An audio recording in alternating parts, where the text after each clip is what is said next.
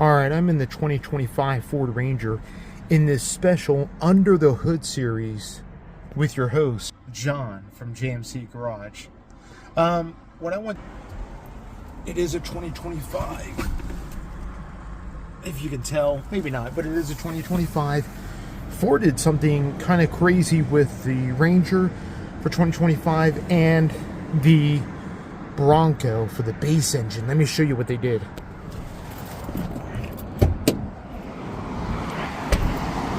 So pop the hood at my local Ford dealer. Bam! Look at that. Oh man, look at this. No longer is the older 2.3 underneath the hood, but now it's the new and updated 2.3 MPC with dual injection. You see the fuel rail right there. The same engine that's in the 2024 Mustang, 2025 Mustang Ecoboost, the same engine that's in my Explorer is now in the Ranger and the Bronco.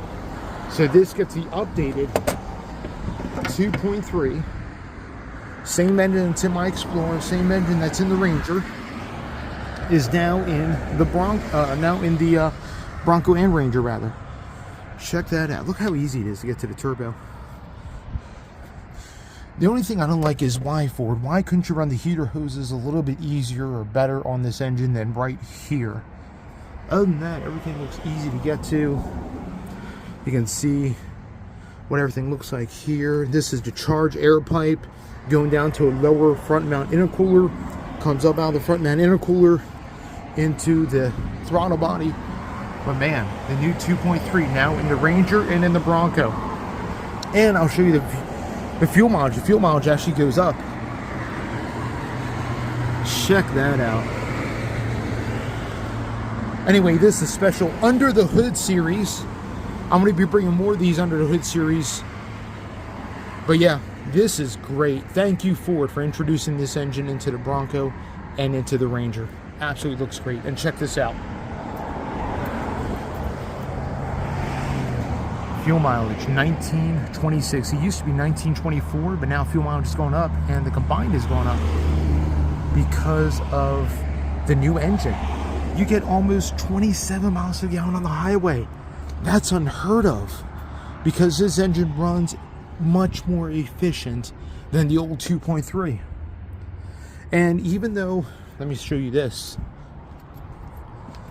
engine, Mexico, but it's not made in Mexico. This engine is not made in Mexico because here you go. Cleveland engine plant. So this engine's made in Cleveland, Ohio. It comes out of the same plant that my 2.3 out of my Explorer comes out of.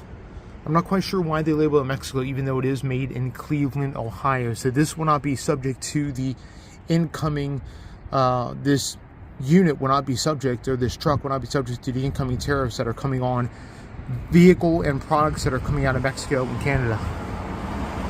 Beautiful. Absolutely beautiful. All right, thank you for tuning in on this Under the Hood series. Stay tuned for more Under the Hood series as I bring them to you. Thank you again. You guys be blessed. All right, John back in the JMC Garage. So I wanted to do a conclusion of this video and just kind of my remarks. I'm in the garage with the Explorer with the exact same engine that I just found in the Ranger is now in the, well, the first exact same engine in my Explorer is now in the Ranger and in the Bronco for 2025. Kind of unexpected that Ford did that, but I'm so glad they did. They definitely need an upgrade from the old 2.3 to the new MPC 2.3, which is great.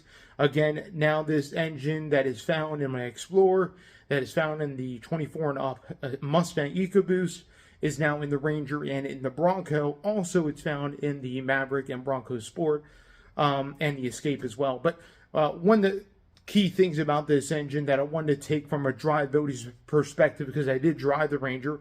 Sorry I wasn't able to capture that on video, but I wanted to come and talk about that. One of the key things, and what I wanted to do is kind of compare it to the drivability of the drivability of the Explorer, because if you didn't know this, the base Explorer, like my Ford Explorer Active, the base Explorer and the base Ranger, the XLT Ranger rather, kind of weigh about the same, right around 43 to 4,400 pounds. So they both weigh about the same. They both have almost similar gear ratios. So the Ranger employs a 373 rear end, whether you get a locking diff or not. And then the Explorer employs a 342 rear end. Yes, it's a little bit higher in the Ranger, but it's kind of similar gear ratios.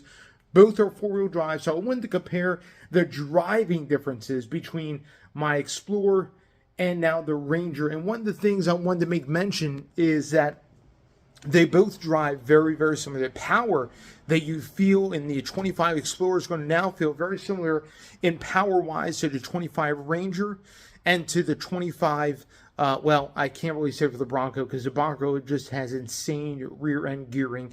430, I believe, is the standard gearing in the Bronco. So the Bronco is going to always feel strong because of its gearing. It's going to feel very powerful off the line. But as far as drivability between the Ranger and the Explorer, now with the exact same MPC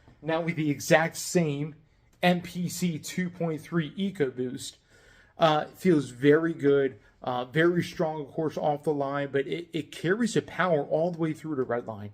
And one of the things that I noticed in drivability, besides, trying to kind of capture this, is the fact that the Explorer actually has implemented sound piped in through the speakers that Ford uses to kind of supplement the sound, because outside of that, the engine's kind of pretty quiet.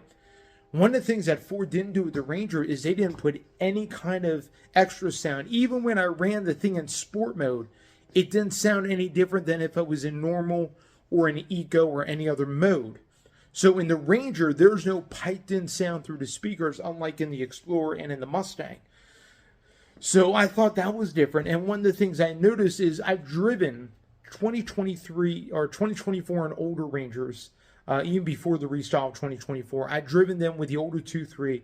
And one of the things I always noticed about the 2.3 is that the older generation, the Mazda base, the L Series 2.3s, kind of sounded like a sewing machine.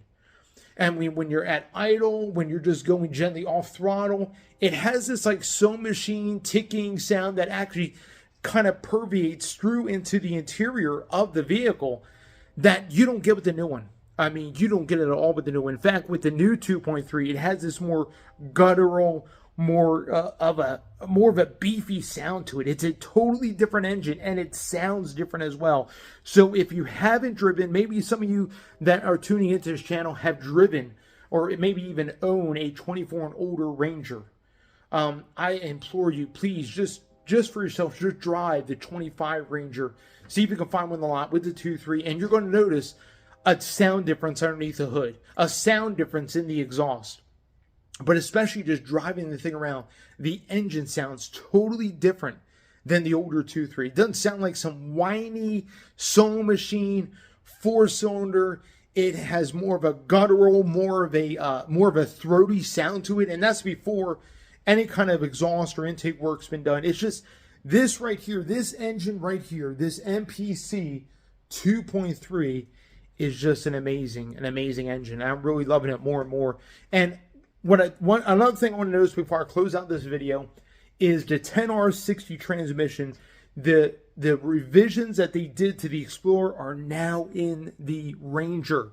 I'm sure they're the same for the Bronco since they're made in the same factory, but they're now in the Ranger. So how the Explorer drives at 2025, the Ranger drives very similarly. How the shifts are, how the transmission feels, how it goes up and down in the gears. It's almost like I hopped into an Explorer with a bed when I drove the 25 Ranger. Yes, I get it. The 25 Ranger doesn't have independent rear suspension. It has leaf springs in the back. It has a live axle. And yes, there is some more jitteriness to the ride versus the Explorer. But as far as driveline-wise, as far as how the transmission feels, as far as the engine feels, sound, and everything else, it's like I hopped out of my Explorer and I hopped into an Explorer with a bed. I mean, I felt no difference. It felt that very similarly the same. And one of the things I want to make mention before I close out this video, Car Care Nut. If you don't follow that guy, please follow him. He's a great channel. He does a lot of Toyota reviews, but he also reviews regular cars. Just recently, maybe not just recently, maybe it was a couple months back, he did a 2024 Ranger video, and it's called the Car Care Nut Reviews channel. Please tune into that. One of the things he said about the 2024 Ranger truck that he reviewed is that he loved the truck. He thought the truck was great. It was smooth riding for a truck, for a body-on-frame truck. It was smooth riding with leaf springs. He loved the way it looks. He thought the interior was a little bit basic, but he did like the interior. He test drove Valeria. One of the things he made mention about that truck when he reviewed that Ranger, the car care nut, is that he did not like how unrefined the old 2.3 was. Man, I wish I could give the car care nut the 25 Ranger with the updated 2.3, and I want to know what he feels are the differences are, because that's one of the things he made mention about the old Ranger is that 2.3, it sounded, it felt so unrefined. And I have to agree with him, it does. It does feel very unrefined. And then he also said how the start-stop was jarring. You know, you can actually feel the engine shut down. You can feel it when it starts back up. You can hear it as it takes off. It sounds like a sewing machine and everything else. And then he goes on to, and then he did say it was good power. At times it felt strained, but he did say it was good power. But he didn't like how the truck oozed refinement from the outside, from the inside even, but the powertrain was refined. Well, that's all changed for 2025 for the Ranger, and I have to say for the Bronco as well. For the full-size Bronco, for the standard engine. Anyway, just to make mention of that, start-stop on the new 2.3 is absolutely, I mean, you can barely even tell it shut off. If I didn't look down at the RPMs, I wouldn't even know it shut off. And then when it starts back up, all you hear is the starter start up. You may feel a quick jolt, and then you just start taking off. It's absolutely amazing. It's not jarring feeling. It doesn't shake or vibrate the whole truck like it used to. Again, just a much better driving experience. All right, you guys be blessed. Let me know, like, comment, subscribe, hit the bell notification. I upload every single Saturday and sometimes in the middle of the week with a new Under the Hood series. So stay tuned for more videos. You guys be blessed, and we'll catch you on the next one.